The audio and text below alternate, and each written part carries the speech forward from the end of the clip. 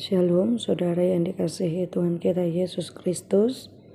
Selamat pagi, selamat bersuka cita atas segala kemurahan dan kebaikan Tuhan yang senantiasa menyertai kehidupan kita. Sebelum kita mendengarkan firman Tuhan, marilah kita berdoa.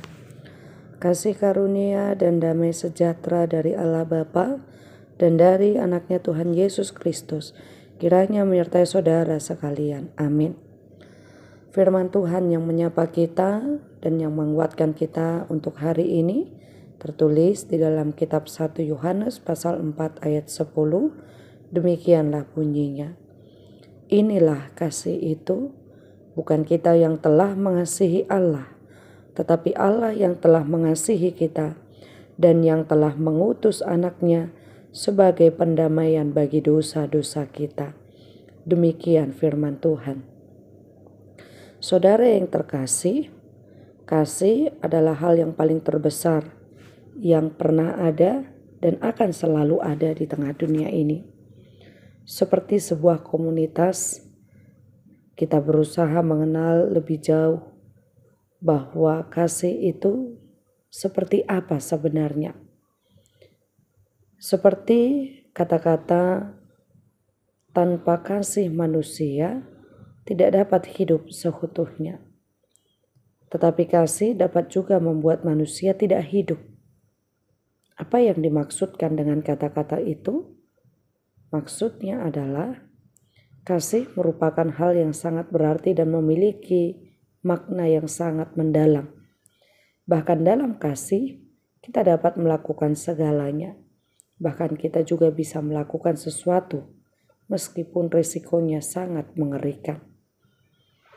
Kita lihat bagaimana risiko yang harus ditanggung oleh Kristus, di mana Dia bahkan rela mati untuk kita. Saudara-saudari, kita sering berkata tentang kasih, dan mungkin kita tidak terlalu memaknai tentang kasih. Kalau kita ingat bagaimana kutipan dari Bunda Teresa yang mengatakan demikian. Memberi tanpa mengasihi dapat dilakukan. Tetapi mengasihi tanpa memberi itu mustahil. Hal yang ditekankan oleh Bunda Teresa adalah bahwa kasih itu berada pada makna pemberian. Pemberian bisa saja bukan berupa materi, tetapi bagaimana kita memberi hati kita terhadap orang lain. Bagaimana kita menyisipkan dia di dalam doa kita. Bagaimana kita memperhatikan dia dalam tingkah lakunya, dalam kesusahannya, dalam kehadirannya, dan di dalam sukacita orang-orang di sekitar kita. Kita harus mengerti kasih yang benar. Dan kata-kata Bunda Teresa itu memang benar, dan itulah yang sesuai dengan Alkitab. Mengerti akan kasih bukanlah menurut cara pandang kita sendiri ataupun yang lain, tetapi menurut cara pandang Tuhan saja.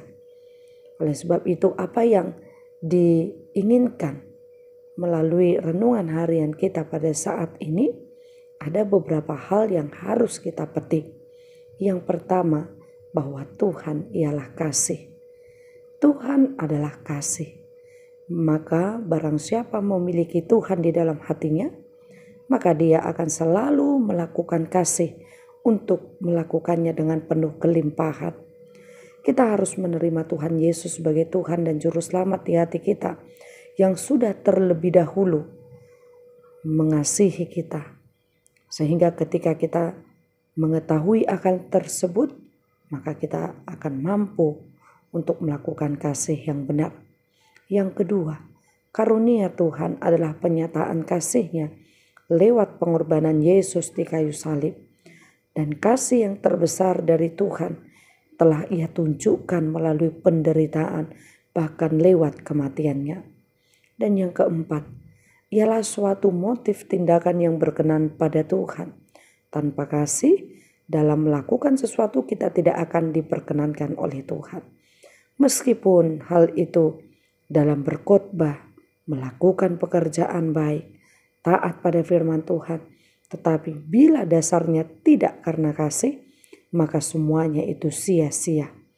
Dan mari kita ingat saudara-saudari, kasih itu tidak akan pernah berkesudahan. Dan masih banyak lagi sifat-sifat kasih yang ditunjukkan di dalam Alkitab ini.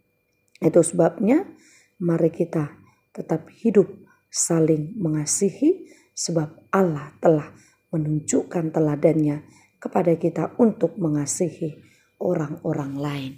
Amin. Kita berdoa.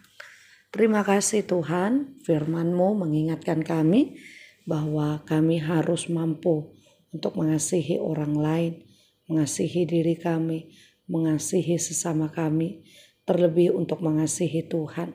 Kami melakukan itu karena Tuhan sudah terlebih dahulu mengasihi kami, bahkan rela mati di kayu salib. Biarlah kasih-Mu yang senantiasa hidup dan nyata di dalam hidup kami. Tuhan, untuk segala aktivitas kami sepanjang satu hari ini, kiranya Engkau yang memberkati kami. Jauhkan kami dari segala mara bahaya dan berikan akal hikmat kebijaksanaan kepada kami. Di dalam nama Tuhan kami Yesus Kristus, kami berdoa dan bersyukur kepadamu. Amin.